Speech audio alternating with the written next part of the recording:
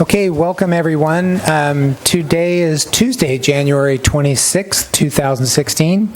We're located at the Moore Bay Veterans Hall at 4 p.m. And this is a special meeting. It's a study session for goals and objectives for FY 2016. And course of business will just be, this is a continuation of a previous study session prior to our last council meeting. And so we'll continue through this. We'll pick up where we left off. And prior to that, we'll open up with public comment. There will be time, this is a process, we'll be going through this, so it'll come back to council one more time. But from a study session's perspective, I'll open it up for public comment. And then folks hopefully have been reviewing what we have on our latest agenda and objectives, and then we'll go from there and have our staff open up with their presentation. So with that, we do have a quorum of all council members. Thank you. And we'll call the meeting to order, and we'll move to public comment. For those who'd like to speak, please come forward.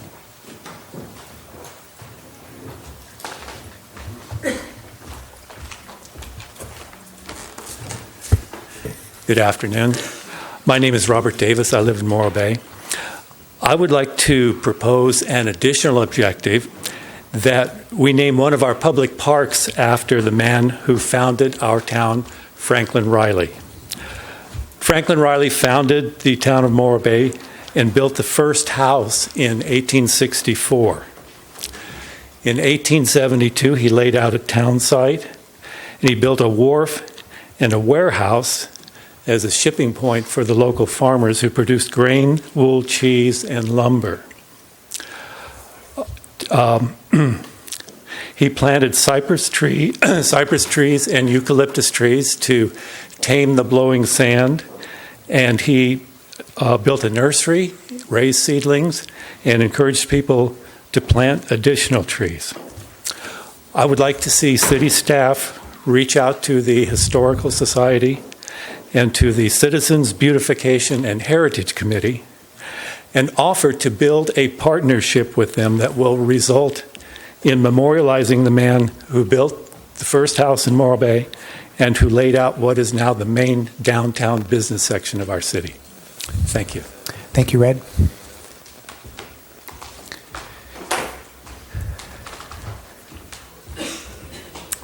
Good afternoon. My name is Peggy Mandeville, and I'm a Moore Bay resident. And I would like to support Goal 8, Objective B, the community pool planning efforts. And I would like to volunteer my time to assist the city in any way to bring this goal forward. And I'll leave my contact information with city staff. Thank you. Thank you, Peggy.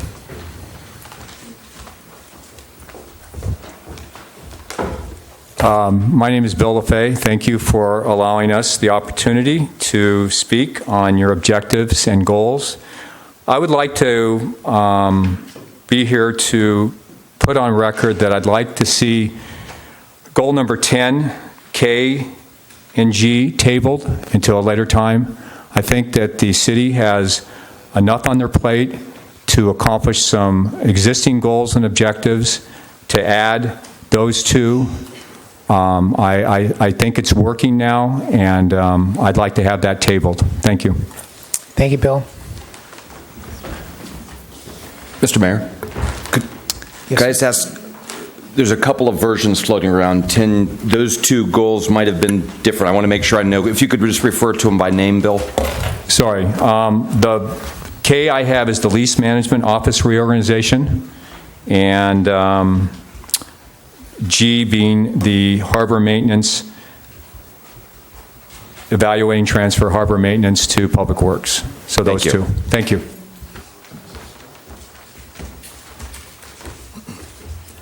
Good afternoon, Mr. Mayor, City Council, and City staff. My name is Jeremiah O'Brien, representing the Moore Bay Commercial Fishermen's Organization. And I was also speaking to the same issues as Bill just addressed. Goal 10, issue K and G. And just wanted to say that the Moore Bay Harbor Department is one of the greatest harbor departments that I've ever run into up and down this coast or any other coast in the country for that matter. And that is shared by all those who live here and visit us. I'm sure not all, but 99.9%. And we would be very, very disappointed to see anything disrupt the harbor operation the way it is. The people involved in the harbor work as a unit. They're a family, and it would be a pity to break up that family. Myself and those of us that I'm in touch with haven't seen any reason. It seems like they're doing a terrific job, best that we know of, and we haven't seen any reason to disrupt the continuity of an office like that. It's a well-oiled machine, and any disruptions, I feel, would disrupt the whole operation. And also with the harbor maintenance, very early on, well, years ago, I believe the late 60s, early 70s, the harbor maintenance was performed by the city at that time, and it was a disaster. I love the harbor maintenance. I mean, I love the maintenance guys, don't get me wrong. I don't want to have this misunderstood. The maintenance guys we have here are people taking care of our parks and streets and everything are, besides very capable, they're super people. Really like them a lot. But the harbor knows what's happening in the harbor. They do a very good job of keeping up with what needs to be done. And I think I just don't want to see any disruption down there myself. And I think they're doing a great job. So thank you all very much. Thank you.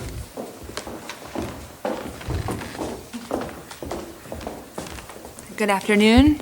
I'm Erica Crawford, speaking as CEO, President of the Morro Bay Chamber of Commerce. I'm just looking to speak to you all about Goal 6 and to share with you that our chamber had our first retreat in probably over 6 years just yesterday at the Green Lotus Center. It was very positive. We worked on our strategic planning for 2016. We set goals and objectives of our own to be assessed at year's end. Looking at Section D under Goal 6, Section D being business information on website. I was very happy to see that the Chamber of Commerce does have a little blurb there. The website link does not work, so if you could maybe just get that updated, I'll work with city staff to get that updated. But I was looking at collaboration and communicating to the council and to city staff that we're excited about collaborating with items D, E, F, and M on the revised as of January 19th. Thank you very much. Sorry, Thank you. same thing. Could I just ask that we refer to those by name? Thank you.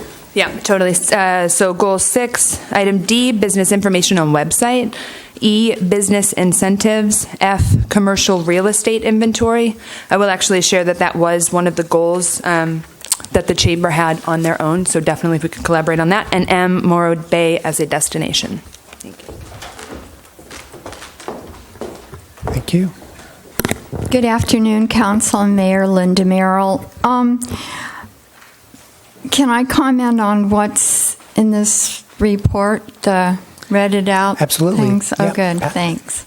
On N6, you took out the Discover Your Better Nature. Is that incorporated somewhere else, or is that truly eliminated?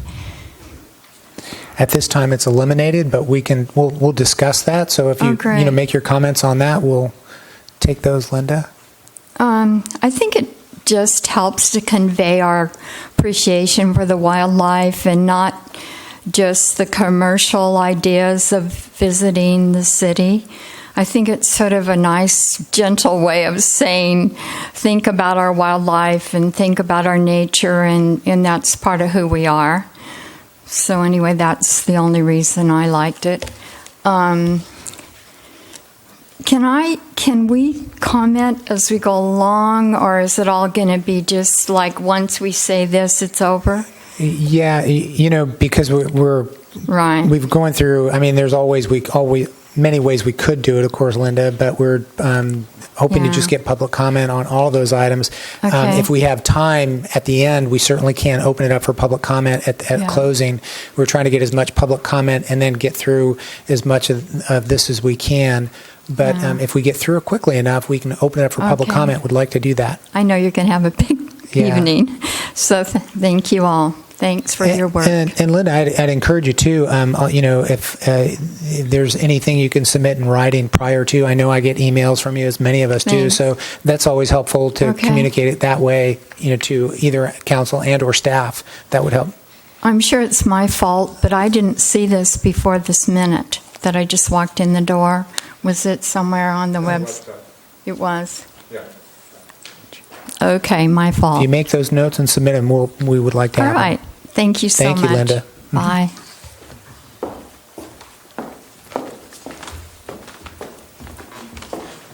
Bill LaFay again. I would like to comment on 6K. What's the matter Come on now? up.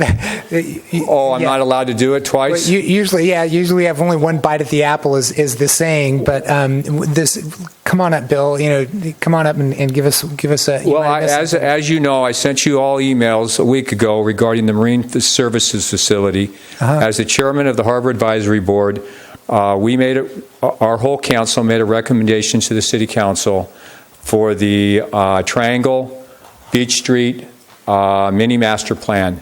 We would like to see it on City Council as soon as possible so that we can then go to work to see if it is feasible economically to build a boat haul-out facility and storage unit.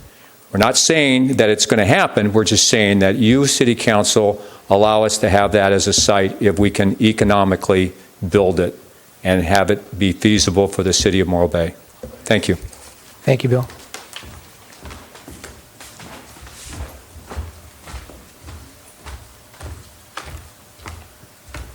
Good afternoon.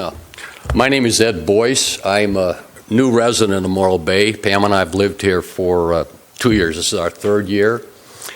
And I reviewed your goals last night and your objectives. And one thing that, for me, an interest for me is we have nothing in here about the problem of our homeless.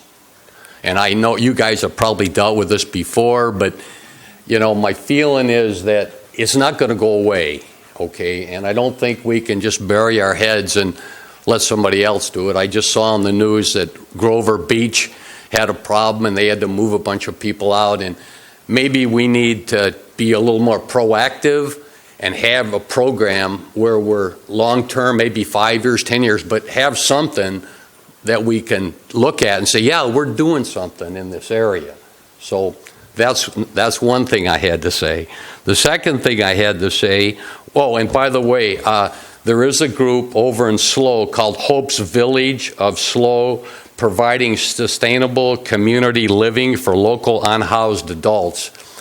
And Dave, I'll drop some of these brochures off at your office. This is just one model out there. There's other models that are working or not working, but it's an issue. And my second area here, I was looking at support, the goal number 6, support economic development, and under objective, Morro Bay as a destination. Hey, this is a destination, okay? And I think one of the things we need to do is, again, being new, when I drive down the corridor of Route 1, it's a mess once you get into Morro Bay. I just think that we as a city could make that space in between the in and out nicer. And like just for now, I drove in, I live in North Morro Bay, I drove in and there's trash on our side of the fence from San Jacinto down to Route 41. I mean, these are things we can deal with. But I think maybe we could get the state to lower the speed limit to 45 through our town. I think that maybe that would be something in the right direction. The third thing I have, I'm a pickleball player. I played in Ogden. It's a great game, and I see under 8 here, enhance the quality of life. objective pickleball court space research and present to council opportunities for additional future pickleball court space. This is a good thing, okay? If we can somehow come up, we've got 4 tennis courts, we got 3 basketball courts. We need a place that we can have courts already set up, nets set up, where I can go out at 7 o'clock and take my neighbor and hit the ball like you could if you're a tennis. Anyway, I guess that means I have to stop. Okay, thanks, okay. And once again, Ed, thanks for coming up, but all the stuff is helpful to submit in writing as well. Oh, okay. And so, yeah, that's always helpful. I just thought about it. Yeah, thank you. Appreciate it. Hi, my name is Rigmore, and I was just suddenly thinking, I know Bill wanted an answer on the haul-out facility, but I was thinking, shouldn't we do the general plan first so we know what all that area down by the Embarcadero and on the other side is going to be used for? Thank you. Thank you, Rigmore.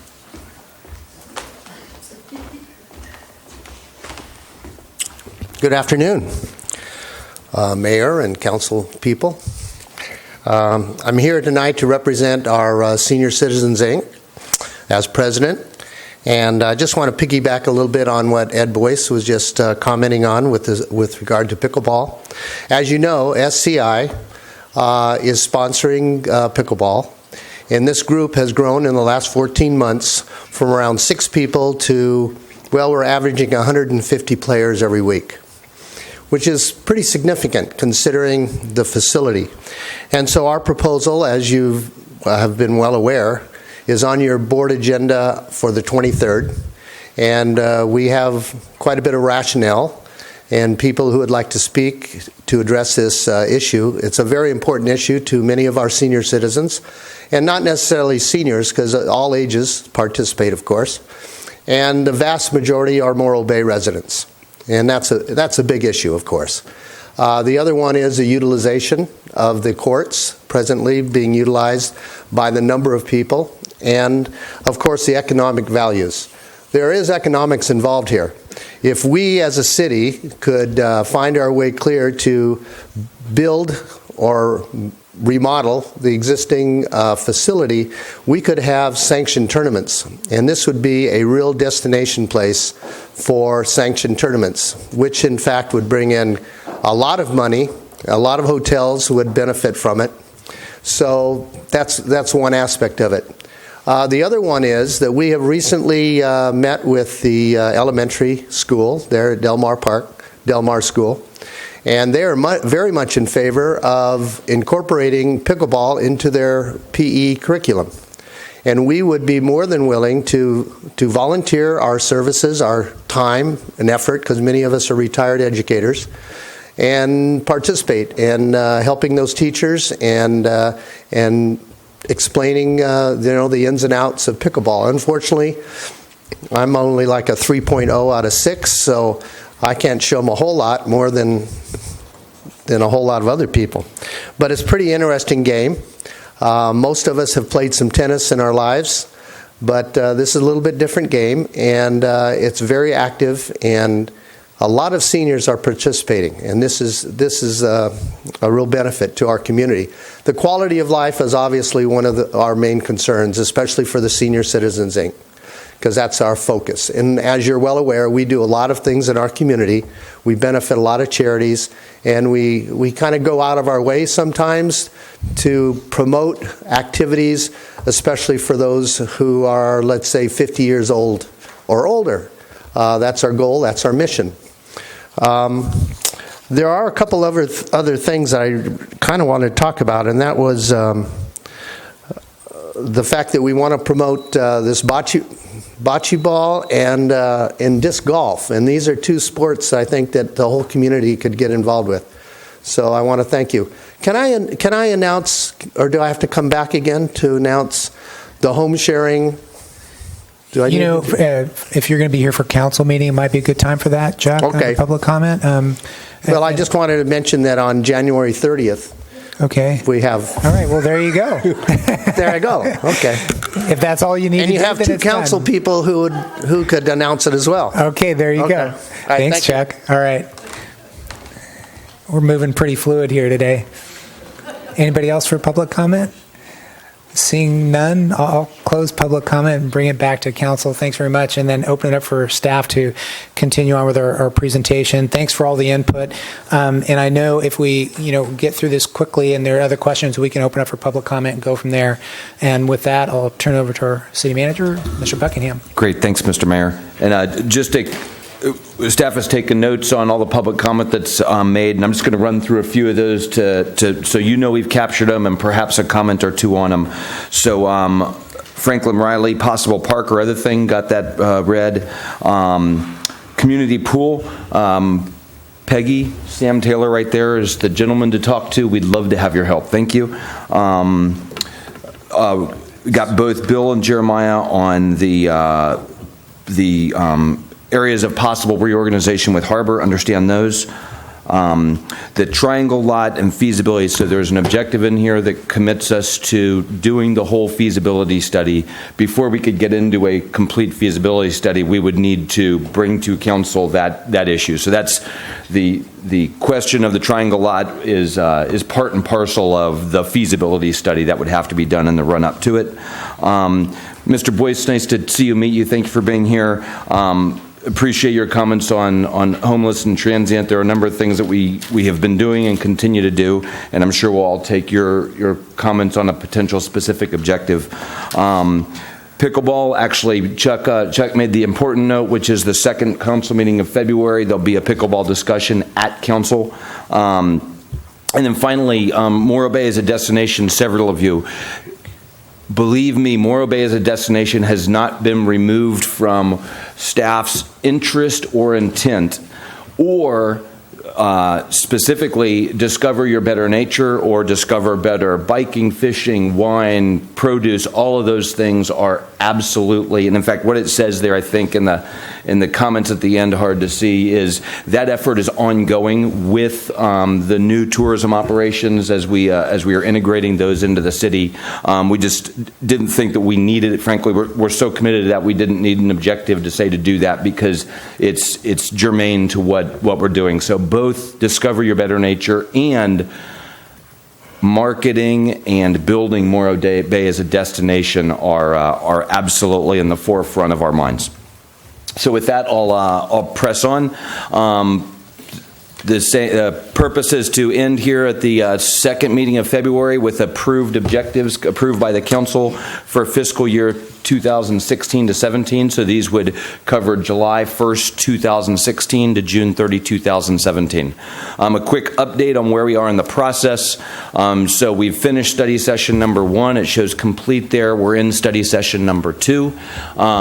Then these goals and objectives will be in discussion during the regular council meeting on the February the 9th. And depending on how that goes, if they're close enough, after that, then they'll be likely on the consent agenda for February 23rd or come back in regular session on February 23rd. But we hope to have them approved on February 23rd. Also note from the top there that the update that we have tonight reflects discussion over the past 2 weeks, input from residents, input from council, input from staff, and this presentation and what is currently on the web as second draft is as of yesterday afternoon. And so that's why I needed to clarify a few of those items by number and by name. But so this is the current draft. We will update this based on the discussion tonight by the end of the week. And then the perhaps final draft will go out in a staff report for the 9 February council meeting. So you can look on the web at the end of the week for draft number 3. And then draft number 4, which will hopefully be the final draft, will be in the council packet for the 9th of February council meeting. I won't go into the planning framework here. So those are our 10 city goals. The 7 that are in amber there, we made it through the objectives, the draft objectives for those last 2 weeks ago. So we're going to start with 8, 9, and 10. And then we'll go back and see how much time we have to review some of the modifications on 1 through 7.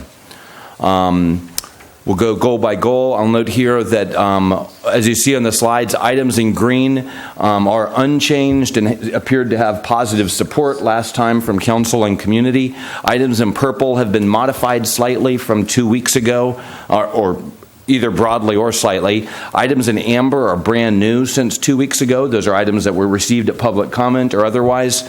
And items in red have been removed or merged into other items.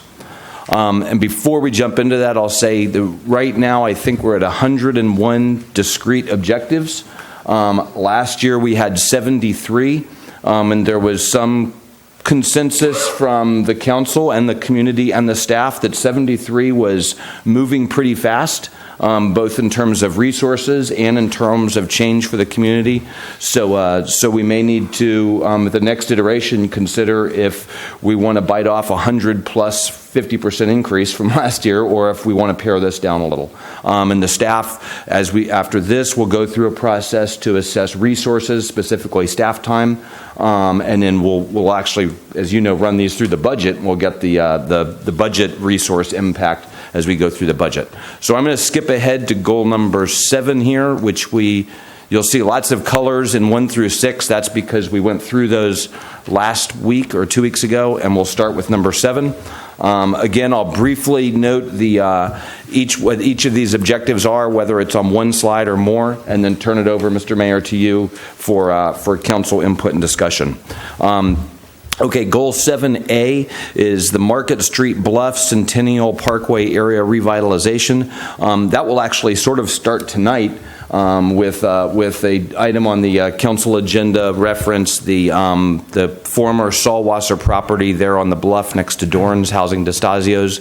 But this is an item to begin a public process looking at that whole area, Centennial Parkway, the DeStasio's area, the parking lot there, Front Street parking lot, and options for that since the city owns now much of that property. B is implementation of concept plans. We are starting the next week or two starting the public outreach, or the stakeholder outreach for some concept plans for Centennial Parkway revitalization, Embarcadero, and 781 Market. So this envisions possibly beginning to implement those sometime in the next 18 months, depending on public input, council input, and the budget. Parking management plan, we're actually going to start to address that a little bit tonight, but this says to implement specific improvements in the parking management plan that you're going to consider again tonight. D says to continue to make improvements to our ADA compliance. We believe that's a key thing that we need to be doing. E, signage and branding. This says to, after we perhaps do some new branding for the city as part of the general plan process and the downtown waterfront strategic plan, to install new welcome signs, wayfinding signs, and perhaps street signs, specifically starting in the downtown in the Embarcadero area, North Main, and around town for the welcome signs. F is improved trash collection in public areas. G is tree trimming, to do more tree trimming than we are now, to essentially double how often we trim trees. H is community beautification. What we have there is a number of specific items that were raised by the Community Beautification and Heritage Committee. We included a few specific examples of ones that we think are doable specifically this year, and other items that are on that list. As there's time available, or as events make it the right time to do it, or as there's money available, we can certainly do other items off that list. Esh fencing, this considers putting up fencing between the Embarcadero extension and the Dynegy plant to fence off that Esh area. City Hall functional improvements, a potential partial remodeling of about a third of the City Hall area as we move servers out to become more resilient and make better use of space in City Hall. A facility maintenance program, this tells the staff to get our maintenance program in order, our facility maintenance, and to have a prioritized list that we develop and then brief through council for major maintenance and repair. And then I is to develop and implement an integrated pest management policy. So those are the objectives from Goal 7, and Mr. Mayor, I'll turn it over to you. Great. And with that, we'll start off with questions, and I'll start off to the left for Councilmember Johnson for questions on any of these items. Sure, thank you. A little bit too loud. Good evening, everyone. Thank you for those who came out to speak to goals. It's appreciated. It's appreciated to have your input, and also thanks to everybody who sent in emails as well. Starting off on this one, I just had a question that I'll address to staff and council to you. If this is to everyone. Goals A, C, and E, when I look through the entire goals list, I know we're kind of jumping into this in the back half of it, but I guess what I'm struggling with is not the goal itself, but how do we integrate these land use issues, parking issues, signage into the overall general plan update? So I guess I see them as part of that whole process. And I know that we've split them up under our different goals, but I was just wondering if we could address that. So we're in the current, we're currently planning for these types of things, for these items. So right now we're in the general plan update process. We're beginning that.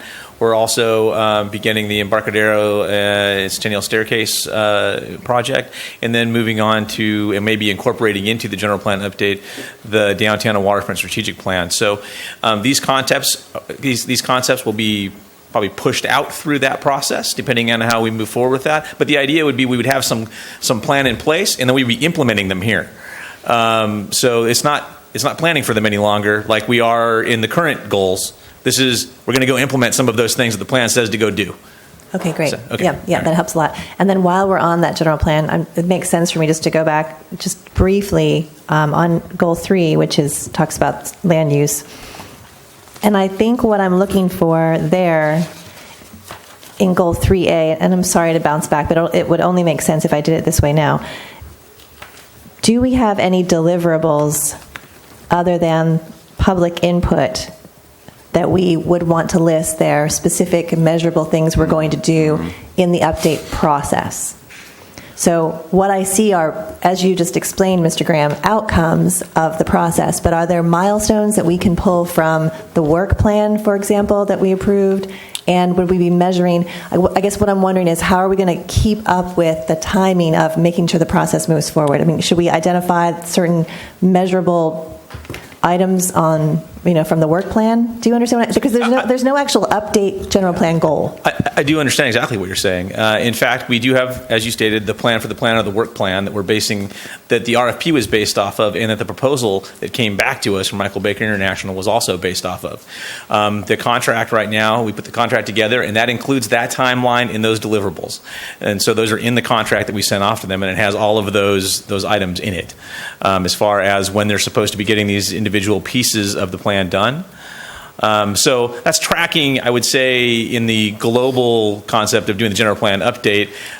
Putting specific measurables in here, I'm not sure what that exactly would look like, because we do have those time frames. You'd be just taking them from a plan that you already approved in the form of, you said go enter into a contract with Michael Baker for the scope that was given in the proposal. So that's what I'm doing, and with the intent, and I think your expectation that I'm following and making the consultant follow the timeline and give us the deliverables based on that. I totally understand what you're saying, and if you look at goal number 1, which is build a wharf, under build a wharf, there's 14 specific objectives for this year. Scott and I will look through the general plan, and perhaps modify A or add an additional objective that captures some of the things so that we stay on timeline for the general plan. We can look at that, and we'll report back to you in 2 weeks. Okay, that's great. That's exactly what I was wondering for. Thank you. Yeah, not extra work, but just capturing what we're doing already. Thank you. Okay, and then And I'm sure, Council, you'll want to chime in on that too when it comes to your turn. Okay, so under Goal 7, then I'd say F. I think it's really important that we do look at this. It sounds like, of course, we're going to collect our trash, but recent conversations I've had, I found out that with the increases in our TOT and the extra number of visitors coming, we actually haven't been necessarily matching that toward the kind of trash collection that entails. So I think that is a really important. That really could be under quality of life too. We hear that a lot from locals, that we have overflowing trash cans.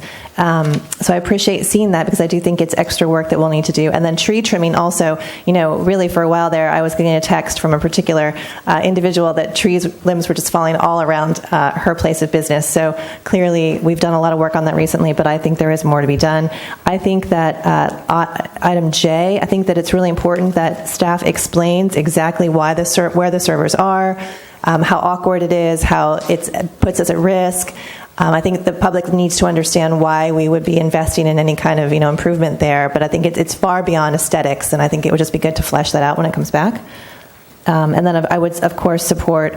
We've done so little over the years because it's not really that much fun to talk about maintenance. But I think it's important to keep something there. I also see that the MP, just reminding everybody, especially the audience too, that that's a management partner's recommendation, and we did make a commitment to go through each one of those recommendations on a cycle. So that's what I have for 7. Thanks. Great, thank you, Matt. Sure. Scott, could you speak to, or Dave, sorry, in terms of 7A and B, is there a reason that those are separate items in terms of concept plans? Or are you just spreading that out to accomplish them? But do you have a rationale for that? We'll look at that. That's, as I was talking through this, that was going through my mind too. So they might be combinable. One really envisioned, the first one envisioned the Brannigan's DeStasio building and the potential, what you're going to consider tonight, and the second one was actually implementation possibly of some of the concept plans that we're already working on right now. So the first one really is start a planning process for that DeStasio's, Brannigan's area. The second one is begin an implementation perhaps for some of for Centennial Parkway and Embarcadero Promenade. But those may well be combined. I could see doing that. Okay, no, in terms of looking at 101 objectives, and if they're somewhat redundant, it's like, okay. Next, looking at 7E, signage and branding. Is that also, would you say, could be combined somewhere in where is it? Enhanced quality of life in terms of, I'm trying to think, where was it? It seems to me that the signage and branding was somewhere else in here, and thought you could put that somewhere else. Next, in terms of 7G, tree trimming, would that work in hand with PWAB and the tree committee? Yes, absolutely. Okay. That's all the questions I have for 7. Okay, great. John? Thank you. Having been absent for the initial one, I'm not going to go in detail, so if I'm redundant and it's already been answered, I apologize. With regard to item D, ADA compliance improvements, do we have a prioritization for what the improvements are and which ones might occur first? Is there a listing of those that might be mandated by either law and or the city and or other agencies, et cetera? There will be in a couple of months on this year's objective, and we're starting it next week or week after next, is an ADA assessment. So this year we said do an ADA assessment. That's actually starting in a couple of weeks. That's a professional consultant that's going to go through all of the city's facilities and properties and tell us what areas we need to improve to come closer to compliance. That will result in a 1 to N list of projects to be done, and then we will prioritize those and budget against those. What this objective is, it says keep doing that. Keep actually doing the work, because we did an AD assessment some years ago and perhaps we have not been diligent as a city making improvements over the years. We have been, but perhaps not diligent as we want to be. So this says don't just get the plan right now, but keep working on it.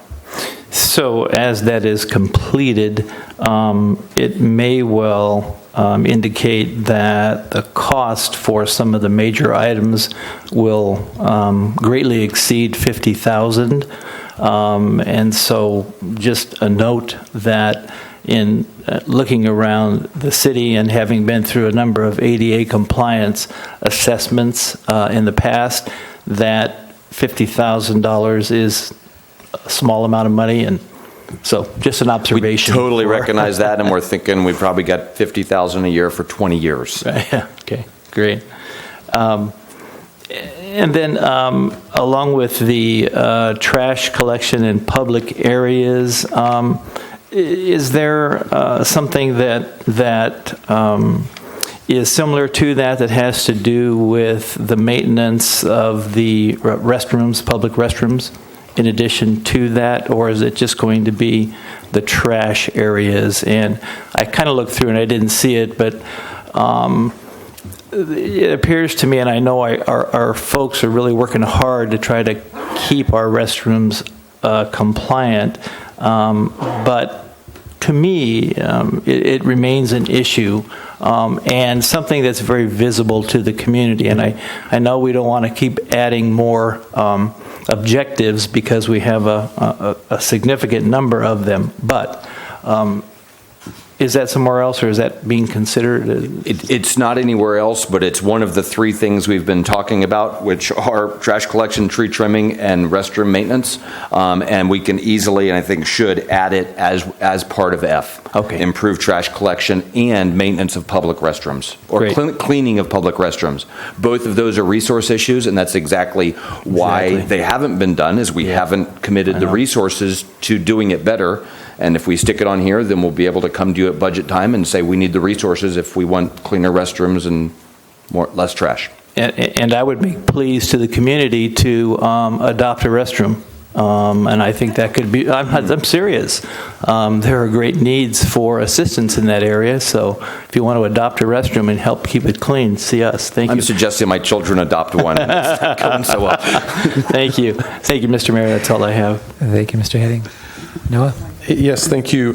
Did want to follow up as well and just support that inclusion of the restrooms. And I believe staff had already talked about some ideas to get on that this year. The trash item is definitely something we need to take care of, so I'm glad to see that. And thank you for adding the planting component of the tree trimming. The care of the existing trees is very important, but working through the urban forest management plan and replanting the forest as we go forward is also important. On H, the community beautification with the Community Heritage and Beautification Committee. They're the Citizens Beautification and Heritage Committee. The items here, as I read this, are listed to cite specific examples that staff has pulled out of the larger list that was submitted. And in talking with Dave earlier, there are other items on that list that could emerge and come forward. So just because one of the items from this list hasn't made it to the city's goals, we could still accomplish some of those. I did want to suggest, though, that one item should be added to this list to make sure that we keep it in the forefront, and that was updating the Adopt a Park program and the volunteer recognition component of that. It's ongoing, but I think as Dave and I have talked, it needs to have a little bit of a refresher, and so I'd suggest that we do add that to the list. The other item that I don't think necessarily needs to be on the list is the Citizens Beautification and Heritage Committee. Likely is going to be transitioning to quarterly meetings here in this next year, and we've had good staff participation at some of those meetings, but I would say that it'd be very helpful to have city staff at each one of those meetings to help us as we move through that. And I'm not necessarily suggesting that's added explicitly, but I did want to mention that as a key way to stay in touch with the list and take advantage of opportunities as they come forward. And that's it for me. All right, thank you. I'll start with some of my comments on the ADA compliance improvements. And pardon me, let me get the microphone right. Also had the conversation on sidewalks and whether or not that falls under ADA compliance and improvements, because some of the discussions, as I've had with staff and many businesses within the downtown area, the upwelling of trees, the lifting of the sidewalks, the cracking, though we've made some efforts to do the grinding, I know that was on our objectives last year. I just want to make sure that we're continuing to address that, and whether or not that's rolled into the ADA compliance or if it's included as some sort of addressing our sidewalk hazard and issues, and even including tree upwelling. We're talking about tree trimming. At some point, do we really need to consider some of the trees that are just really have gone beyond the edge of the curbs and the sidewalk in themselves, and do we need to address that situation with removal and a new tree for that matter? I'm folding those comments both into tree trimming and ADA compliance if we can address them that way, but certainly from comments I get from the business community, the sidewalks need to be addressed, and I'd like to make sure that we're noting that. Those are my only comments, and as far as the other council comments, I would support and agree. Mr. Mayor, I just want to assure you that the ADA assessment does include all public facilities, including sidewalks and all walking areas. So even in the neighborhoods where there are not sidewalks, where the streets are used for walking, we'll get some level of report on those also. Okay. I think specifically, we all know it, and we get the comments from, the upwelling, the cracking, the lifting, and just getting that addressed. And I think if that, I think it seems something that's a need. From both one thing I did not mention in my preparatory comments is after goal number 10, before you go back to number 1, you'll see items from this year that were not completed this year that we're recommending carrying over to next year. Sidewalks is one of those. Great. Thank you. Any further comments from council? Seeing none. Ready to move on to the next one? Okay, great. Goal number 8 is quality of life. A is community pool planning, and that is to open community access at the new Morro Bay High School community swimming pool. Thank you, Peggy, again for your interest and offer of help. B is city-sponsored partnered events. That is to execute these specific 4 events as as either city-sponsored or partnered events, which means some level of city resourcing goes into them. Either complete city resourcing, such as 4th of July, or if we're partnering with an organization, for example, perhaps downtown trick or treat, if the chamber would like city assistance to partner with them. Sea otter awareness says to take specific action to raise sea otter awareness during Sea Otter Awareness Week in 2016. The next 2 fall concerts and a Downtown Friday or Saturday night series. Both of these say that we should research and partner with other organizations. The Chamber comes quickly to mind, the Merchants Association, but to consider or explore the possibility of a fall concert series, sort of stemming off SLO's summer concert series, move down Highway 1 to Morro Bay for a fall concert series, and perhaps during the summer period, a Friday or Saturday night series. So the concert series might be in Tidelands Park or at the Rock, something like that. You'll recall the movie night that we had 2 months ago, sort of building off of that. The downtown Friday night, Saturday night series perhaps would be on Main Street, downtown, blocking off the street, having bands in the evening. Pickleball court space we spoke about. A recreation guide. This says to research, sponsor, and publish a composite recreation guide for Morro Bay activities. Atascadero has a fantastic one that lists not only City of Atascadero recreation events, but all the other things that are private businesses or whatever they can. And so there's one composite of all the great things to do. So we envision doing that, publishing our first one in the fall of this year. Vets Hall renovation planning, that's to bring to you a proposal for partial revitalization of this room to make it more functional for these sort of meetings and more useful and perhaps generating better revenue for other events, weddings, and things that are sometimes held here.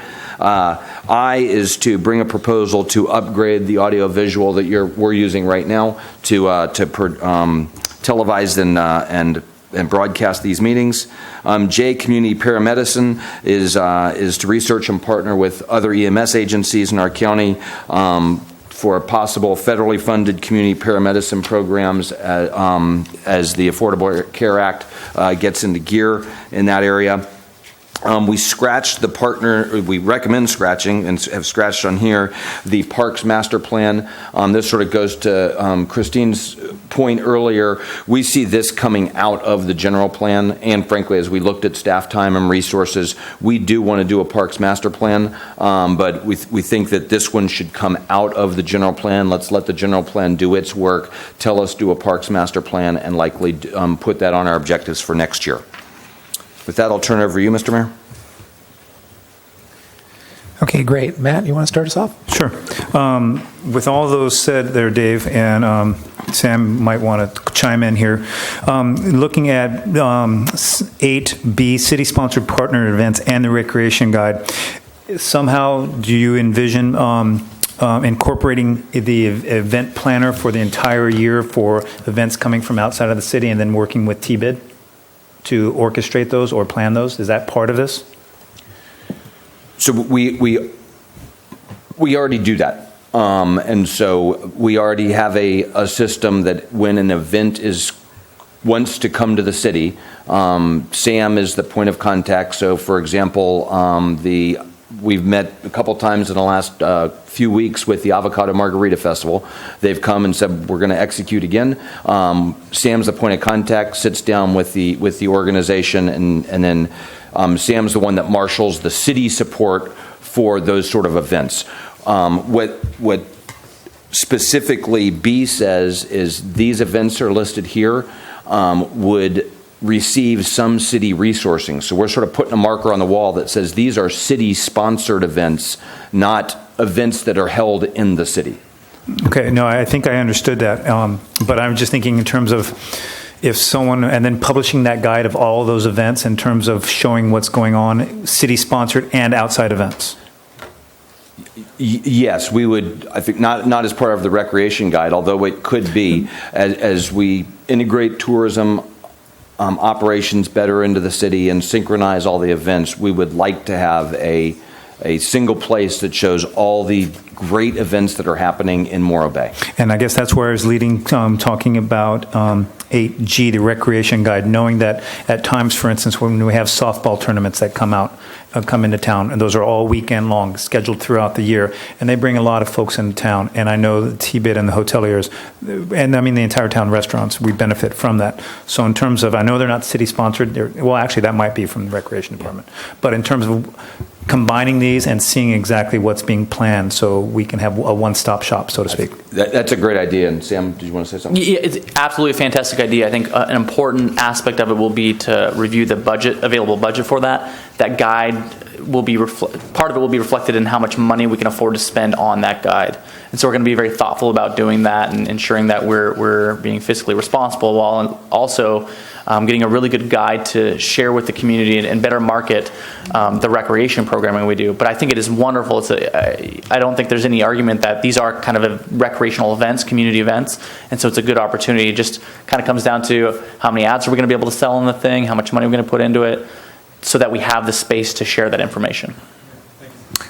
I'd say with the chamber and with tourism operations, we definitely want to do a better job as a city, small c, everybody, having one place where folks can go to say, here's what's going on in Morro Bay in the next quarter, or in this year. And in fact, if we could have a couple of pages in this rec guide that projected out the next few months, that would be ideal. Thanks, Matt. John? Thank you. Couple questions. Let's see, item C, sea otter awareness. Thanks to those that have brought forward the issue with regard to problems with just the awareness of sea otters and problems that can occur by folks getting too close, etc., to sea otters. I wondered if this will be possibly a template program for awareness for other kinds of animals and issues, because it's not only sea otters, there are a number of other types of issues that I'm aware of that people have brought forward, and I don't want to add to the list right now, but if we could just use this as a model template and keep that in mind, that could be duplicated for other types of educational opportunities like the snowy plover, et cetera, that would be great for the future.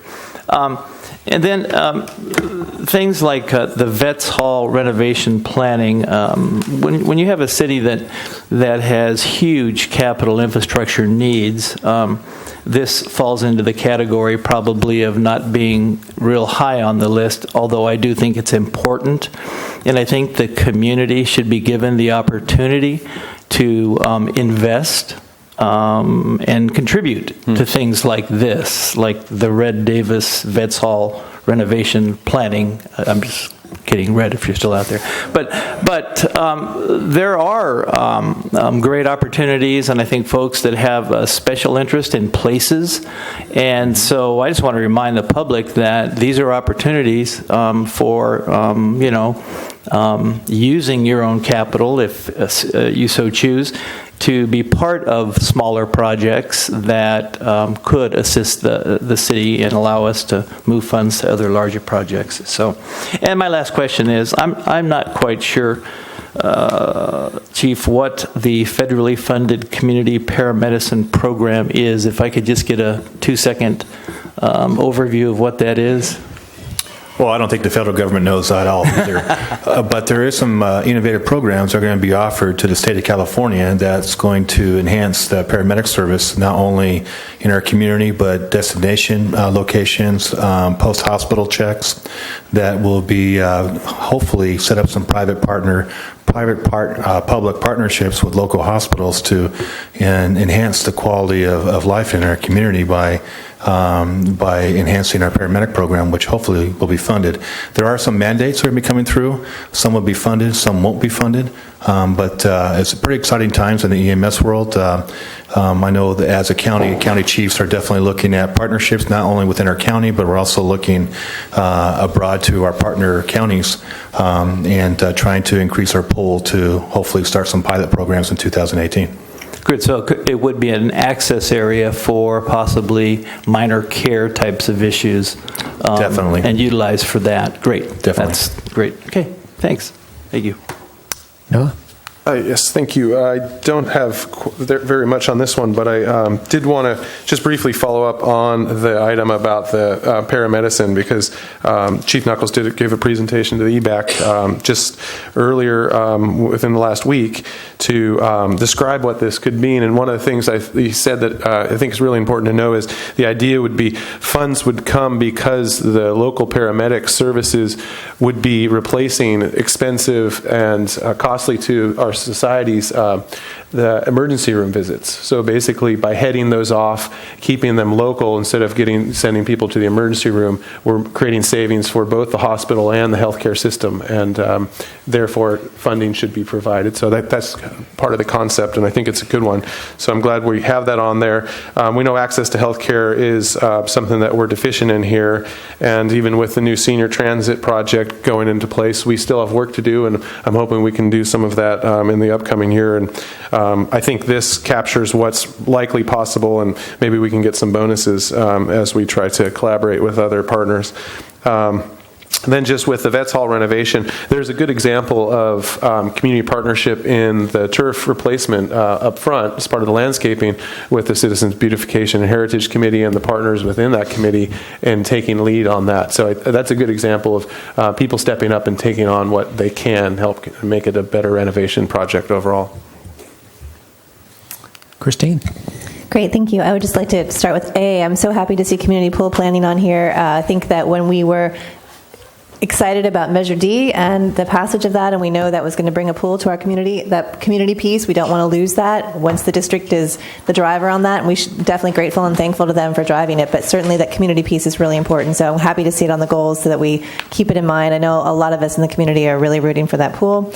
Also, I would say for the goal D&E, fall concerts and Downtown Friday series, a word I was thinking of is, let's build on what we've already have going on there. I know we have a Saturday market, so build on that and see where we could go from there, or basically choose one. So, either do the concert series now or, work to do something downtown Fridays. But I think it's a lot moving there, and I think that events are a real time sucks for everybody. So I think a good partnership there and building on what's already happening downtown on Saturday, where we're already closing the street. So I think we can always make things better for sure. Recreation guide, I think that it's time that we look at our recreation holistically in the city. So I made a really quick list.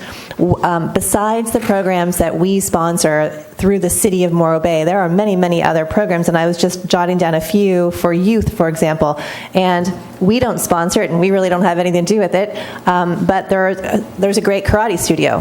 There's a great gymnastics studio. We do those things also here in the city, and we sponsor them, but there are other opportunities for people who want something different or the times don't meet their needs that we offer. So there are 2 great businesses offering those facilities. Why not showcase them? Sailing. We already help with the yacht club. They provide the facilities we allow, we partner with them. They provide amazing youth sailing opportunities. I'm not sure that many people know, and that's $60 a year for youth sailing. I think that's an amazing, inexpensive price. But to get that word out there, it just brings everything together. Also, music and baseball. That's something that's run by volunteers, but get it in the guide. People know that this community has a lot to offer. So I think that's a big way to go for us that we're not doing now. I think selling ads is the way to go.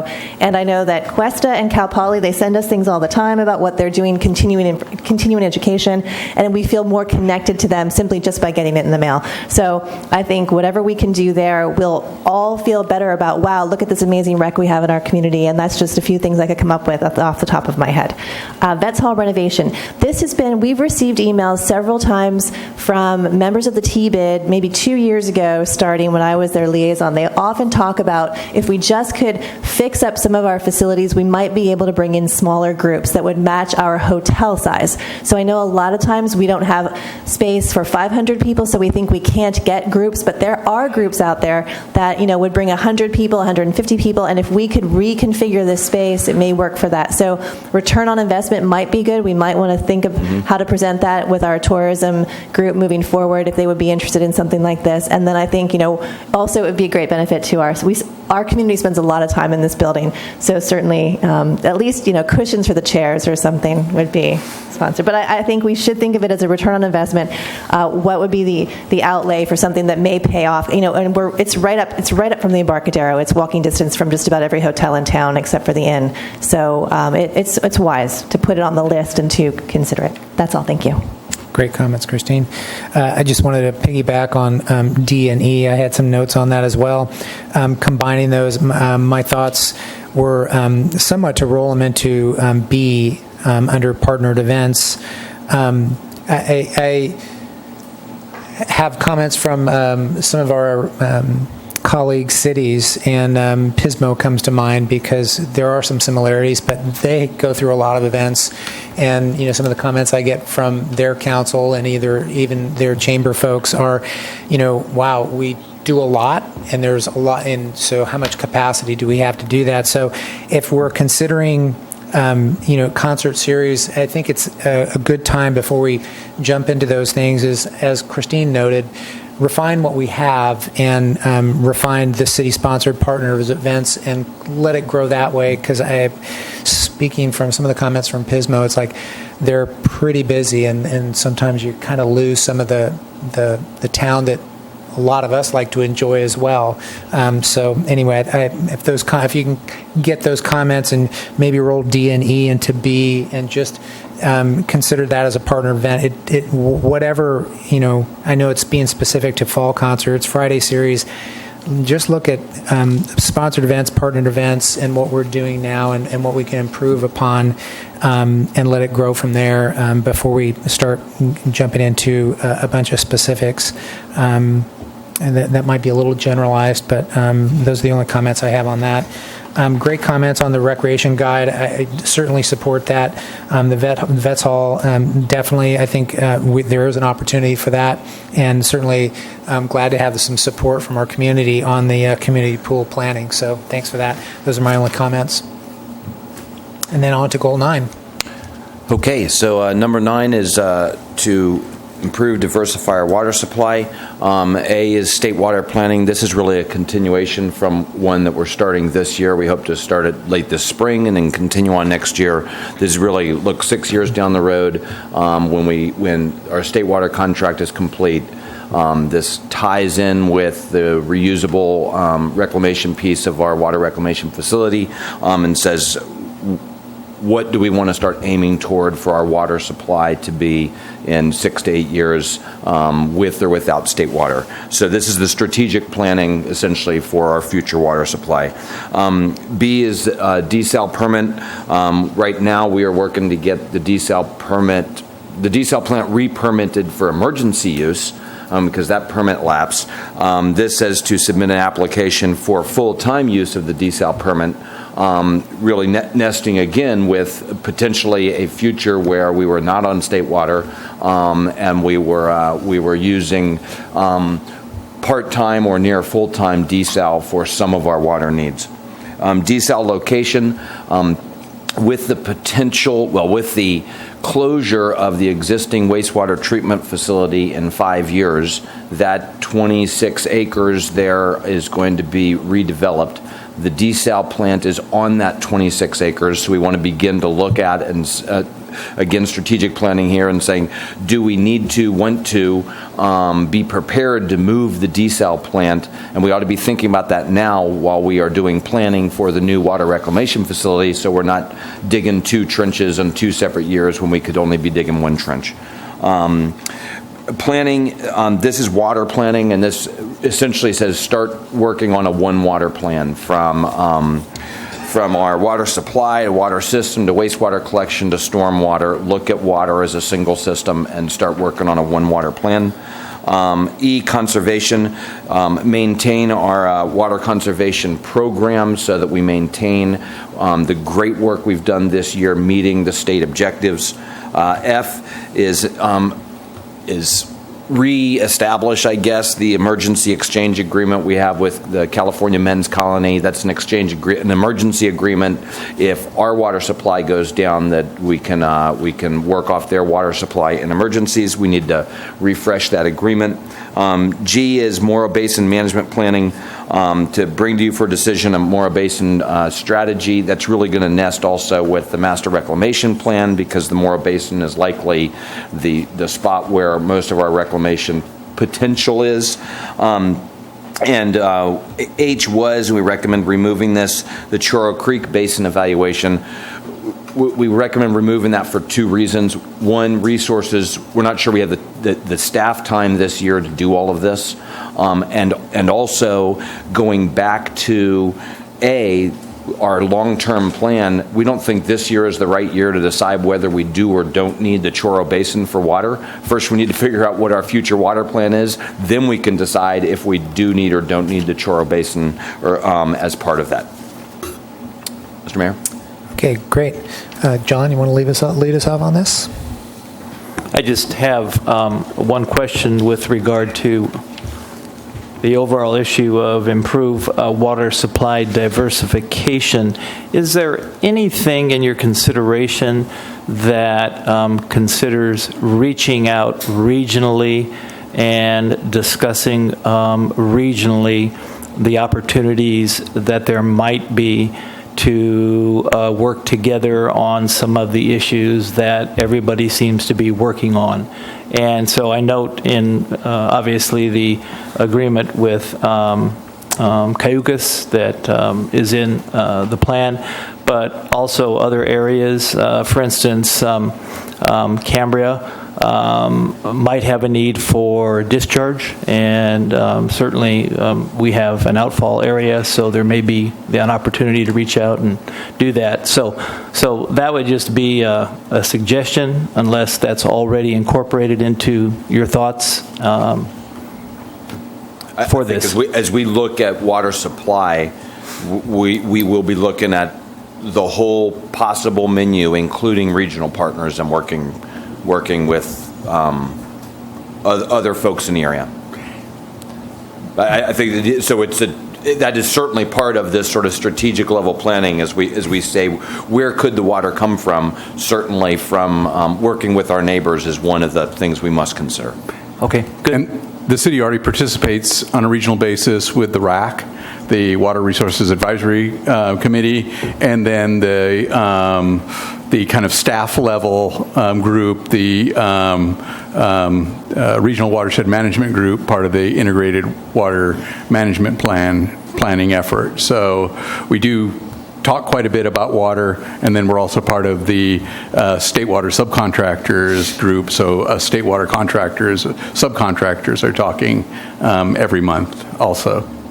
Interestingly enough, in the last week, I've had either lunch or interactions with two individuals from two communities in the county that were speaking about that issue and wondering if indeed there was that opportunity. And so, therefore, I'm sure that it's important not only to them but to us to do that. So. Noah? Yes, thank you. This is a really big set of goals, and I think they're all very important and going to play a big part in our community's future. And I'm glad we're getting moving on looking at some of these, even though, as you mentioned, with the state water planning, that's 6 years down the road, but that's going to be a quick 6 years, and we have a lot of information to compile and put together to make a very important and critical decision for the future. So I'm glad we're going to start that, and it's going to be really interesting to lay the numbers out and to make an informed decision on that at some point down the road. On the desalination, I think that's something that's worth looking at. I'm a little interested in making sure that would include the idea of keeping it in place and analyzing the risk of what potential impacts could be affected there with tsunami and sea level rise and flooding and so forth. Because as I understand it, a fortification and screening option might likely make the most sense, even projecting out 50 years. And so I think we do need to look at that. The key difference there with the desal is we're not building a new desal plant as we are with the WRF. So the standard is different in my mind, although the area is full of risk. But the desal footprint is much smaller. So that'll be an interesting discussion. Then with planning, I really like the One Water plan. I think it's important for us to look at it this way. And as I've been talking about, and other people have raised, including the Public Works Advisory Board, the stormwater component to me is one of our future opportunity sites for water supply, and I think we can do a lot more there. And I'm glad that's included. I'm hopeful that we can identify smaller individual projects in the near term that could, in some cases, be modest, but show how effective low-impact development and stormwater capture can do and what they can deliver for us. So I think that opportunity exists, and I've already talked with a couple of staff members about some things that may be coming up here on that. And then the Morrow Basin Management Planning, that's something that is going to be a big work project, but it's we probably need to start to put our toe into the waters there and begin to be prepared on that item as well. So this is a big list, and I think it's an important one. Great. Christine? I would agree that I think every city in California should have water as a specific goal and figure it out for their communities, because no one is not going to feel the pinch. Okay, my question about this one is I would support everything that's on the list and everything that folks have set up here, but I'm wondering where can we find the biggest bang for our buck? I mean, these are 1-year goals that we're looking at here, so coming back, prioritizing staff time, some of these just to get them started or establish, I'm looking for words like that where we can have a win this year. But if we try to do everything, I'm a little overwhelmed by what I think is here. Okay, so that's my comment on Goal 9. I just have a comment on that. I can't resist, of course. I think one of the most important things is the planning effort. Because we're working on our general plan LCP, that will have a resources section in it that will need to address the water resource needs for the community for the term of the general plan. So we need to be able to address that through the general plan with this update. Right, and that's exactly what I was hoping you'll come back with us. And once staff has a chance to look at it, say, this is our biggest, our most important priority right now is this. And then, for example, as conservation is something that we already have established that program and it's up and running. But obviously, planning one water is a lot to get our heads around things. Matt. I do have a question, and perhaps, Rob, this will go towards you also. And for number 9, in terms of, can we combine the one water plan parts? It seems to me, in terms of the redundancy, you can do 9D, some of it, with the 1D water reclamation plan. That's kind of what Noah was talking about in terms of stormwater or groundwater recharging. Should we leave these alone? Or are they separate, or is there going to be some replay between the two? I think there could be some combining of these. They kind of all feed into the planning effort, so we'll need some of these answers to answer that question. So I do believe they will be combined at the end of the day. Okay, great. Great comments, everyone. And I agree, 6 years is going to go by pretty quickly. So I'm glad we're taking this as soon as possibly. Can I finish my comments? Yeah, thanks. I'll just point your way. Thanks.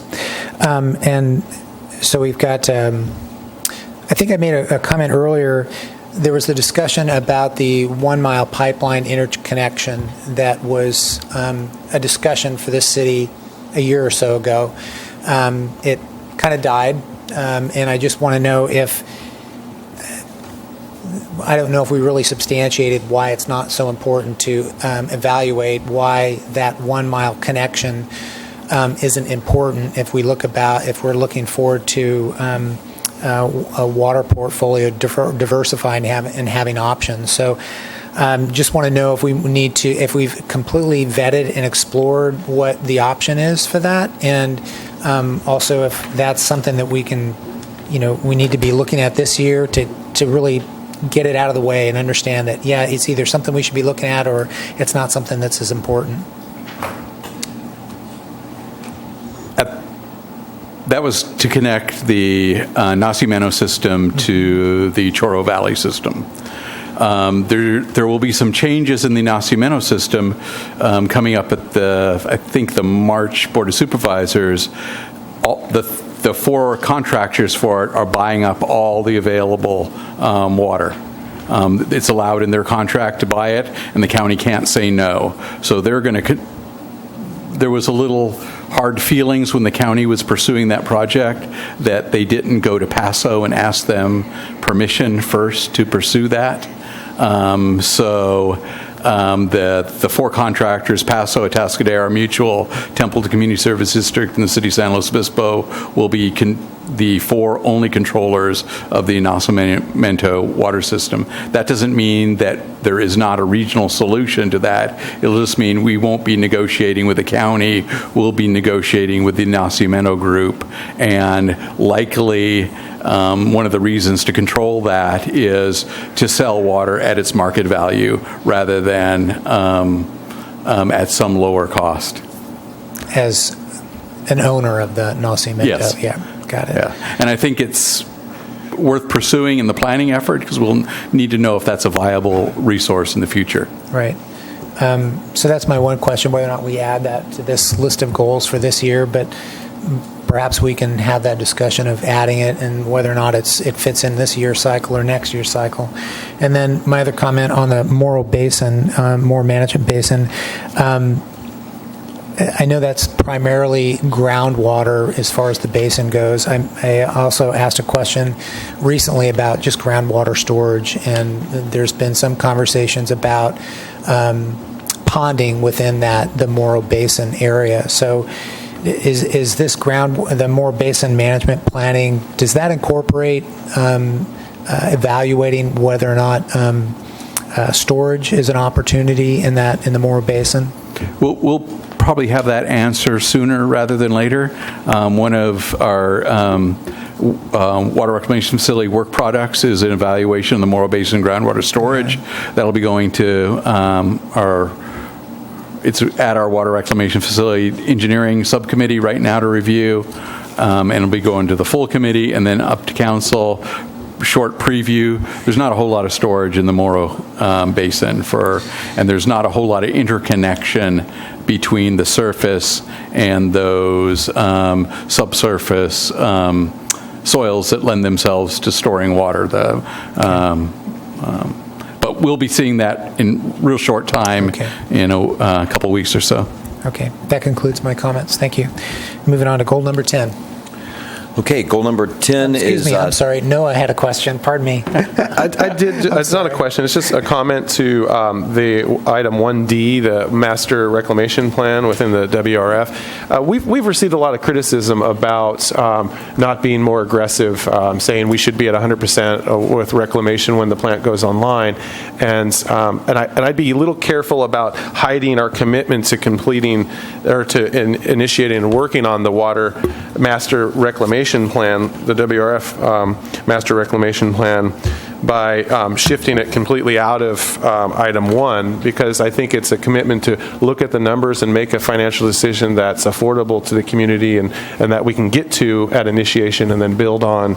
So I'd be careful about hiding that in amongst item 9D, and I would think that people might not see that as much as they would if we keep it separate under the WRF. But it all informs. Rob and I are going to have a wrestling match on whether those two are combined or not. He recommends combined. I'm probably against it, so we'll see how that goes. But the Master Reclamation Plan is reclamation plan for the new WRF, which does not really consider a one water system. Stormwater and wastewater management, are a separate. Certainly, stormwater is a separate issue. So, excuse me. I would sense we'll probably keep those as two separate items, but I'll let Rob wrestle and lose.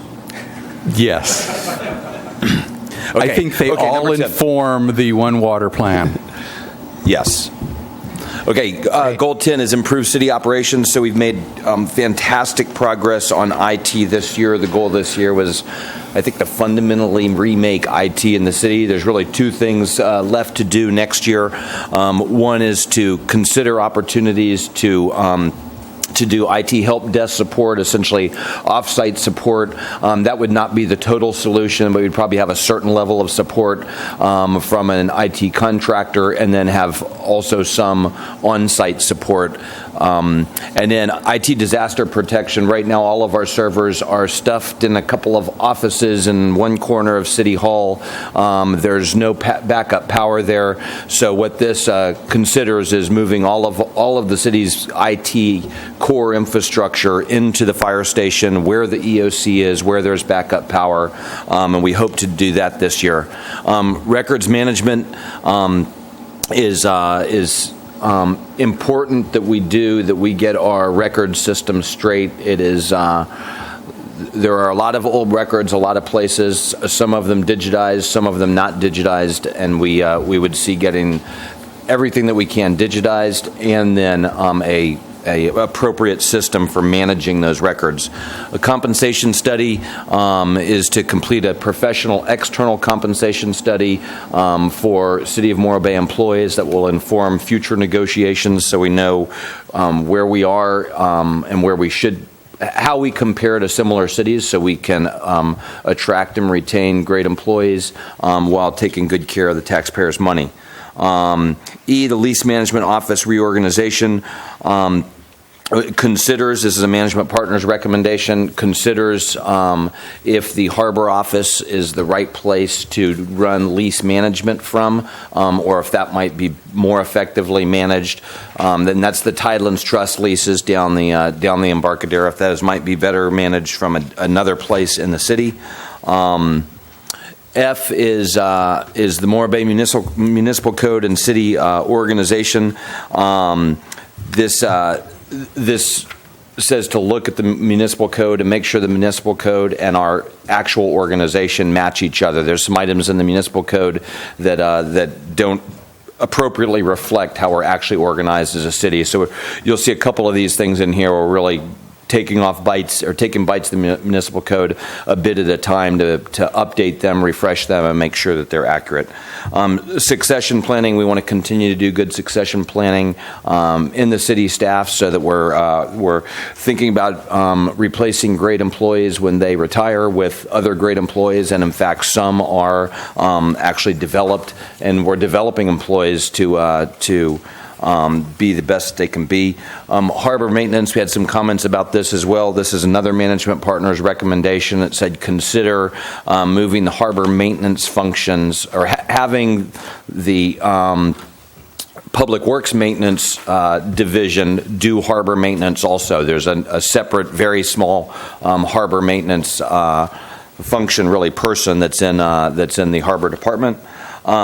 GIS is to research and bring to you options for providing comprehensive geographic information system data. We would partner with we're already partnered with the county and the other cities in the county to do some of this, but we really should have one data source, and that's all customer facing. So that's where we hope to go with this. Employee wellness is to research and bring to you for consideration an employee wellness program, both for employee health and to reduce employee health care costs. Community Resource Connections, it's an important office. They do a wonderful work in our community. As you all know, the relationship with the city is sort of amorphous right now. We would like to work on that and bring that to you so we can establish what the relationship is between the City of Morro Bay and the Community Resource Connections Office. Employee health care options, we recommend removing this, but I think for a great reason. This was high on my priority list, I know on some of yours. Found out last month that the League of California Cities this year is doing work on a health care option that the league sets up instead of going through PERS. And so what we recommend is let's let the league do this work this year and develop what those options are, and then we can assess that against the existing options we have. And if we think neither of those are good, then next year we can look at our own option. But our sense is that being a rather small city, this is a great option to partner with the 400 cities that are part of the League of California Cities, and that they will likely have a product that we would have trouble beating if we were working on our own or trying to develop partnerships on our own. Mr. Mayor? Thank you. Noah, you want to lead us off? Sure. A couple of quick comments on the discussion regarding the harbor departments and management partners. The way I see this is as we talked about and analyzed other recommendations from management partners, we're following through with that list, and I think we need to at least consider the options, lay them out there so we can look at them, see what other ways there might be to conduct business, small refinements or larger that are listed here, and then make an informed decision with the community's input. And I don't see any reason not to follow through on that. It's been hanging around for a while now, and we've been working our way through the management partners list. This is one of the remaining ones that we haven't been able to discuss yet, but it's important for us to talk about it and then move on instead of avoiding it altogether. I think if we do that, we're just going to hear this question kind of lingering on into the future. So I'd like to see us have that discussion and then put it to rest.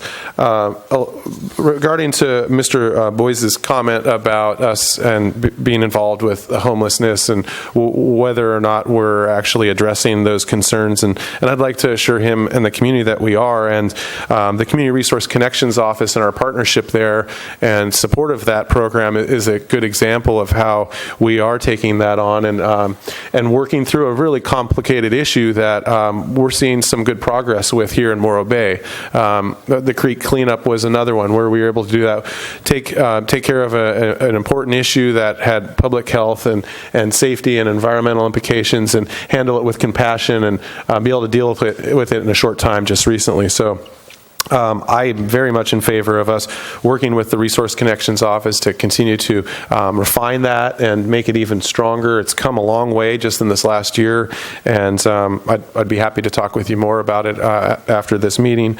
And just lastly, I'm really excited to hear that the League is going to be helping to look into a larger global California statewide options for the health services. We may want to consider, not within the goals, but sending a letter, maybe perhaps outlining some of the things we'd hope they'd consider in their research, because I think we have some specialty expertise on the council with Dr. Heading and some of the ideas we have talked about with employee wellness, and I'm sure the League would be receptive if we wanted to try to encourage and communicate to them what we'd like to see in a program. So that could be something we consider beyond just the goals here. Great, Noah. Christine? Yeah, thank you. I will just go backwards since it makes sense. I'm going to talk about Noah's comments. Yeah, the Community Resource Connections Office is a city-sponsored place where people in any kind of need in the community can find out about availability to resources. So they do support what they can do for folks who are living without walls, but also there's a great need in our community that even people who do have their own home, they're struggling to make it. So that office supports both of those groups, and there are a lot of things that are happening, but you got to come to the Estero Bay Alliance for Care meeting. We'll tell you all about them. But I do think refining that relationship would be a good idea. We find sometimes it's a little awkward, but it was officially started by the city, so to be one thing, and then it kind of evolved. So we're going to, I think I appreciate it being on there to tighten it up. It shouldn't be a lot of work.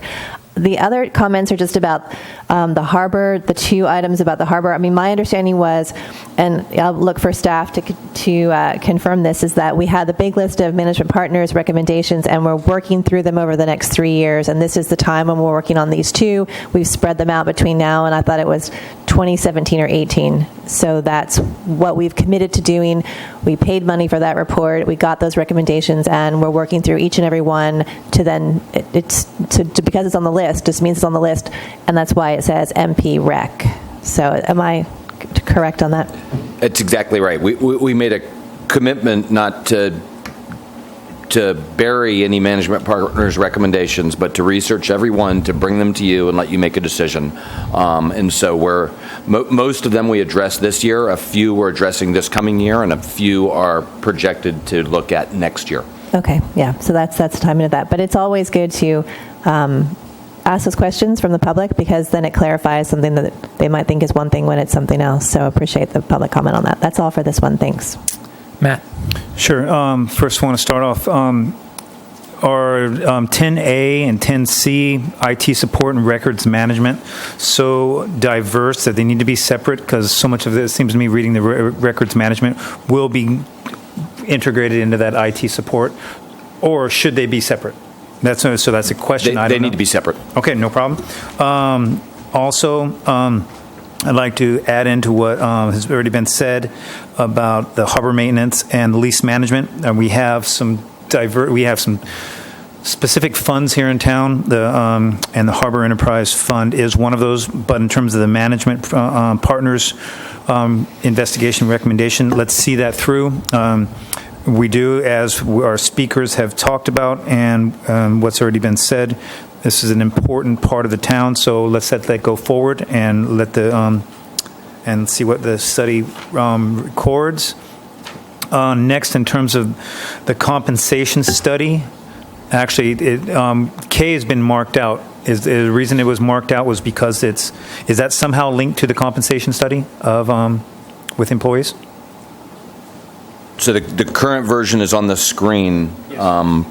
K should, in the current version, K is the Resource Connections Office is not marked out. Which one?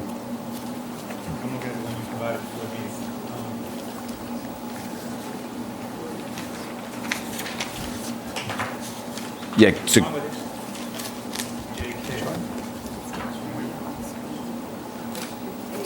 Are you on 10? Oh, I'm sorry. So that's the wrong. Yeah, I discovered that there was a misnumbering. Okay, no problem. And I renumbered.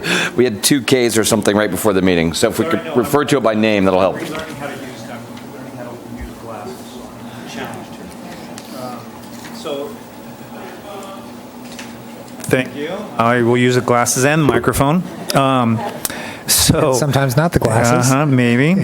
And so in terms of the compensation study, is that so diverse from, are we just going to include the health options to let that go out to see how the League of Cities goes? And then the compensation study, is that just naturally separate?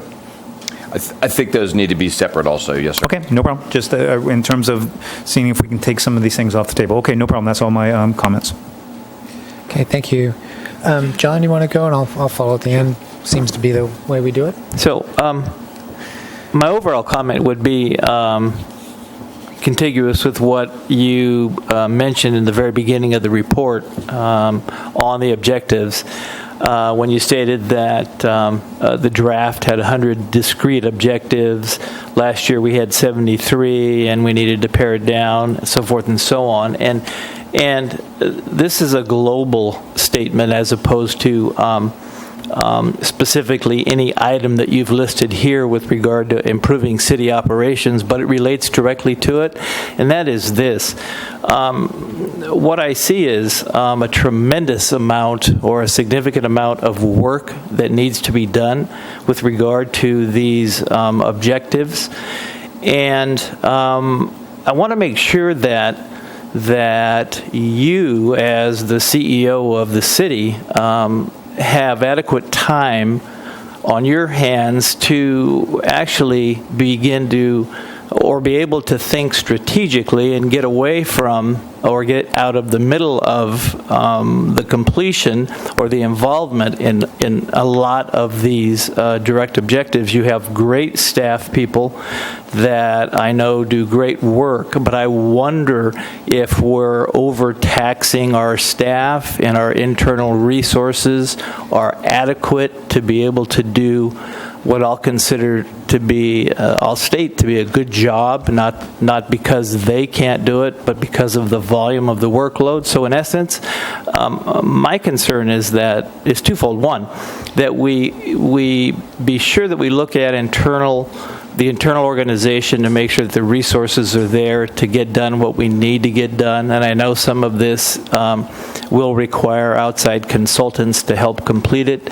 But two, if you or somebody in your staff doesn't have time to step back and not be involved in the day-to-day and strategically look at the city from 30,000 feet, then we suffer, I think. And so I just bring that up as a concern. I know I've directly aired it to you, but I wanted to publicly also air it as a concern of mine with regard to this. This is voluminous. This is a huge plan in my mind. And I appreciate the willingness of staff to move forward with this, and I'm proud of the stuff that has been completed to date, but also want to make sure that we're successful in the future. So resource management for me, the internal organization looking at that, making sure that you're organized appropriately, have adequate staff, and have strategic time is the comment that I'm making. So. Thank you, Mr. Mayor. Okay, thanks. Okay, Mr. Heading, thank you. I just wanted to go a little bit backwards on this one. Item K, where we eliminated employee health care options. So based on something Councilmember Smuckler was commenting on and whether or not we send a letter, I imagine the League of California is conducting this. We're going to be engaged in that. So I think, so I guess my comment is, if we were to leave this objective on there, just to recognize that, hey, we want to be engaged and active and in the League of California's cities process on their health care option. So it doesn't necessarily mean we're going to research what it is for ours. It just means that, hey, we recognize what they're doing, and we're going to stay engaged. We're going to report back. If there needs to be a letter, if there needs to be some survey that we do, then we're there to do it. It seems like it's a common sense thing we would do. I don't know if we necessarily have to state it, but based on some of the comments of do we have to write a supportive letter, I just wanted to kind of open that discussion there for a minute. And then before we get any kind of response, I just wanted to support all the items that were on here, including public comment to the particular lease management items and the harbor maintenance. And I appreciate the clarification on how that's come about. And just going through the discussion, and in many cases, it's going to inform us and validate what we have to make those decisions. So, I don't know if you want to respond to my first question as far as whether or not employee health options should just stay on there, meaning that we're going to be active in the League of California Cities as they go through their investigation, and whether or not council has any comments on that. Go ahead. You want his or him or me? Yeah. Dave, if you want to respond. I have a comment. But sorry, go ahead. I'm sorry. I just assumed that D, when you do a compensation study, you're looking at benefits as well as monetary per hour wages. And so maybe the wording could just be included, that it's all inclusive of wages, salaries, and benefits.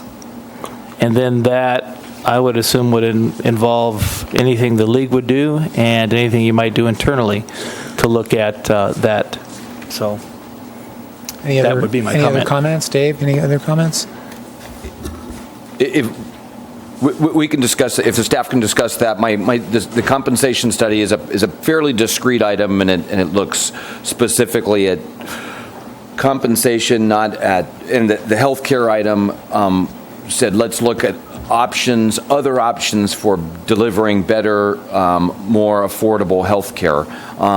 We will certainly stay engaged with the league, and if they, I communicate with them regularly on these things. So I guess what I'd say is I don't feel I need an objective that says stay engaged with the league on their I would agree. Just throwing it deal. out there. Okay. Yeah. Okay. Any other further comments, Christine? Yeah, thanks. I do. Since we have a little extra time, I just have a few things to. What? Yes. That's okay. We're still on goals. Okay, great. I will be brief. Going back before we send this back to staff again and have them come back, I just have a few things I noticed on the goals we didn't go over in such detail tonight. I wanted to bring them up. Please. Okay. Please. So under goal 2, improve streets. I thought we had. I'm still looking for a discussion with the community about a street financing options. And so when I see goal 2A, ballot initiative, that looks a little different than what I was expecting. So I'll tell you what I'm throwing out that I've thought about and get comments on. We might consider starting with a street summit like we have in the past. And then why not consider having that be a joint meeting between the Public Works Advisory Board and our Citizens Finance Committee? And have that be an open to the public meeting. Let's talk about streets again. Let's re-engage everyone. Let's talk about what we've done the last several years. It's a chance for staff to discuss project completion, our pavement management plan, how we've been trying to mobilize resources, and maybe restart that conversation to get everyone back on the same page, and then move forward with some hard discussions about how do we pay for it, because pulling it from the general fund, that's not going to get us there. And if we continue down the way we're going, we've got a finite amount of money, $500,000 every year. So I would just throw that out for discussion about that particular goal. That's all I have for 2, but then I have a few things for another goal. Yeah, so can we comment on 2 before you go to the next one? Yeah, I just have a few things then after that, I would support your comment. It's almost like we can combine a lot of that. I think for for those that did experience the last street summit that we did a few years ago, it really did evolve, and there was a lot of things that came out of that. So I think that's a great nexus where we can just bring all those ideas together, and all the questions, whether they're traffic calming, the ballot initiative financing, those types of things can kind of evolve out of that. I think it's a great way to get our community engaged. So I would be a supporter of that tactic myself. And those are my comments, John. And I guess great minds think alike. That's the one that I had pulled as we were re-looking at the others that had been discussed. And I had written, as opposed to this specific funding mechanism, evaluate possible funding mechanisms for advancing the completion of city street infrastructure improvements. That leaves it wide open in terms of what you might use, not necessarily just this vehicle, but there may be other opportunities. And then I think there are a number of other capital projects that may well fall into a bigger funding mechanism that all of this can be rolled into as well. So I support exactly what you're saying. Thanks. Noah? I would agree. Okay, great. You have any? Yeah, looking at over here. I'll need some input from you because the streets financing item is not gone. In fact, it's scheduled to come to council in 6 weeks. So that's on our goals for this year, is to bring this financing decision. And so how we look forward to hearing from you offline and as an assembled council on what your vision is here, if you're saying stop all of those things and have a street summit, or something else. Well, what I'm responding to is the broader role of the streets. And we've got streets here as a goal, again, but I would like to re-engage. What I'm suggesting is we re-engage our community in that discussion. We can still hear from the Citizens Finance Committee in 6 weeks when that is scheduled. They've been working hard on presenting something to us. We can discuss that. And then we can still, moving forward, talk about doing another street summit, because then we'll have information, that preliminary information that they have presented to us through their work in the Citizens Finance Committee, and then we can have an open discussion about where we go from here. So if we're looking toward next steps, then I would suggest we don't change the schedule for the current discussion of the finance committee, but we look to broaden it moving forward. So this would be something, the street summit, I think we need to do. I think it's been 2 years since we did it. I'm pretty close guessing, but that's what I'm bringing up. But that's why I'm bringing it up too, because I feel as though I think this is still really on people's minds. Our streets are still hanging out there, along with the WRF. I mean, these are the WRF and the general plan update. These are giant projects, and we need to work on them together. And I think, and we're able to, but I think it'd be good to get the community re-engaged again in streets. Okay, great. Yeah, so we can talk about it moving forward. So, a question under goal 6, food trucks. I'm just wondering the source of that. Talking about research and bring to council changing the code to allow food trucks. So as we've worked with special event organizers throughout the community, they've noted that we currently have in our code any prohibition related to food trucks, period, in the city. And so what this goal speaks to, or this objective, speaks to is perhaps amending that code section or looking into that specifically related to special events, so that when they do have food vendors, food trucks would also be able to be a part of that. Okay, so they're bringing outside food in any way, but they're not doing it in the form of a truck. They correct. Okay. Yeah. Okay, I understand. Okay, thanks for the clarification. While we're on that, and then I just have a few things that are okay. Mm-hmm. And then what I would like to just make a comment and to see about council comments on it too. Well, actually, these two are easy. Creek maintenance. We talked about, well, not easy, but I don't think it's going to require a lot of discussion. We spent a lot of time and effort cleaning our creek, and maybe it's already rolled into work plans in the future, but I was just wondering, where will it sit in the future, maintaining the condition to be as healthful as possible so that we don't have to do what we did recently. So I don't know where that fits in or who's desk it will land on, but just kind of thinking about how we move forward to ensure that regular maintenance happens. And then I know that this is probably coming back, but just wanted to clarify, the sign ordinance will come to us before the end of this fiscal year. Okay. And then I would like to just throw out that while I don't necessarily think it needs an objective, I would like to just throw out the idea of having a fireworks discussion at a upcoming Rec and Parks Commission meeting, because I think that every time we do it, there's always this discussion that still kind of hangs out there.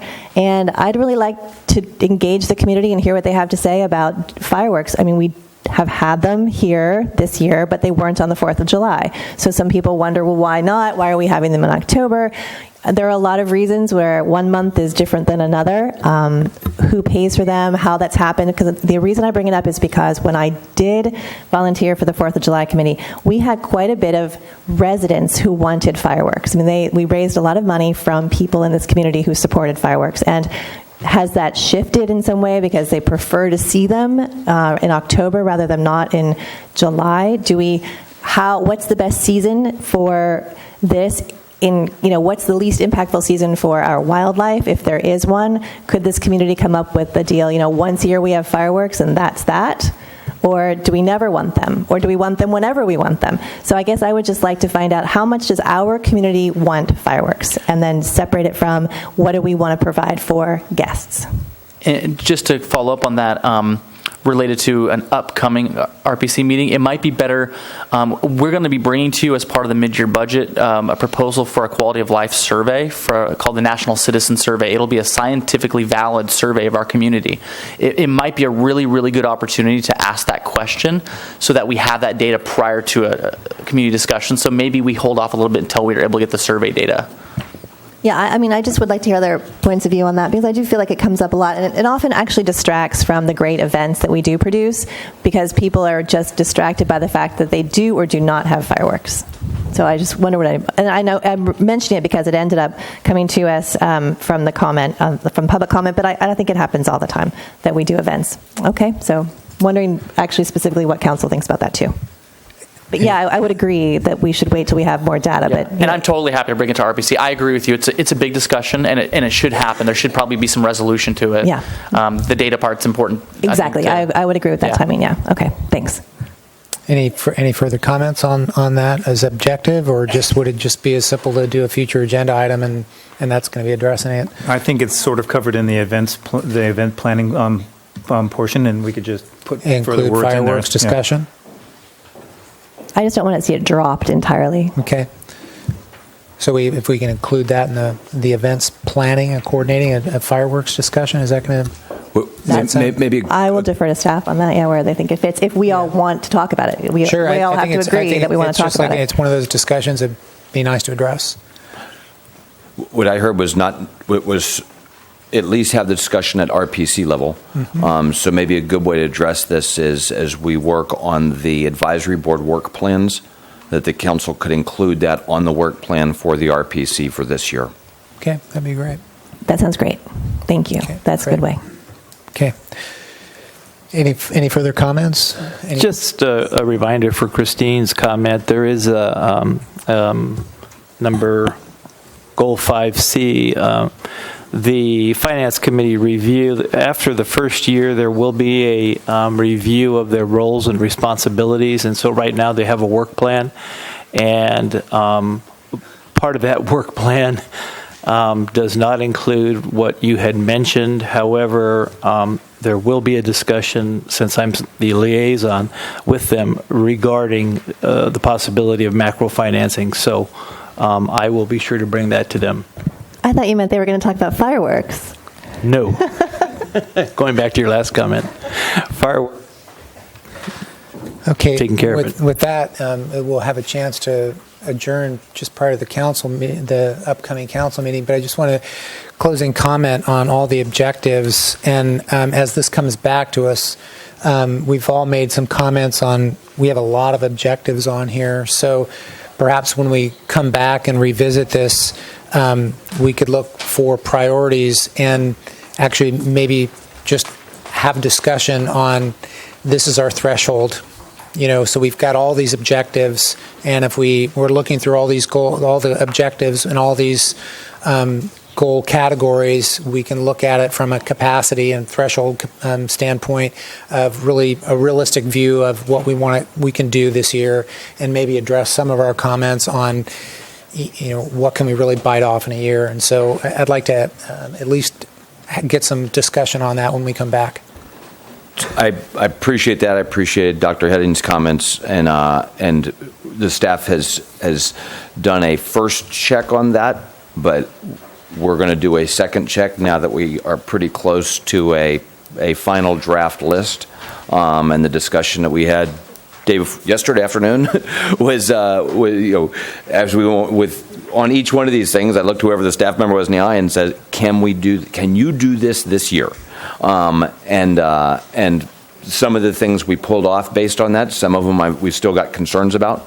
And so as this comes back to you at council next time, I owe you that on the staff resources, the time resources, and then and to this question, if this was all we had to do, it'd be great, easy. The problem is we need to run the city at the same time. So there's a whole lot of day-to-day things, creek maintenance and all the normal day-to-day things that we're doing and most of these objectives are above and beyond sort of things, and that's why we need to talk about, it's a wonderful objective, how about next year? Great. So we will bring that to you. Okay, great. And with that, unless there's any closing comments, we can adjourn our study session. Just one last comment. If you want to remove 12 of them, goal 1, develop new wharf. You've restated the plan that's been developed by your project manager, and why we need to restate it in the goals, I don't know, but just FYI, it's redundant. Okay. With that, we'll adjourn our study session meeting, and we'll take a short recess and come back at 6 o'clock for our regular city council meeting.